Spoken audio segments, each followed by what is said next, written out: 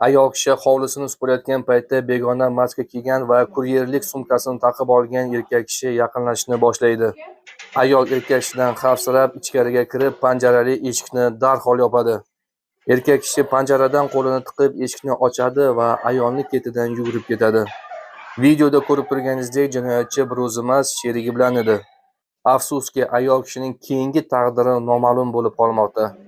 Kadrdagi ovozlarga e'tibor beradigan bo'lsangiz, ayol kishi uyda bir o'zi emas, uning farzandlari ham uyda bor.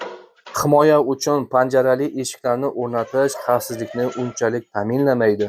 Ko'rib turganingizdek, jinoyatchi birgina qo'lini tiqib panjarali eshikni bitta harakati bilan ochdi. Xavfsizligi uchun panjarali eshikni qulf atrofini qo'l sig'masligi uchun qo'shimcha himoyalash kerak. Uyga o'rnatiladigan kamera esa bitta dona emas, bir nechta dona bo'lishi kerak. Ya'ni har xil rakurslarga o'rnatilsa, jinoyatchilarning hamma xatti-harakatlari video kuzatuv kamerasiga muhrlanib qoladi. O'zingizni asrang, bizning kanal bilan siz yanada xavfsiz bo'lasiz.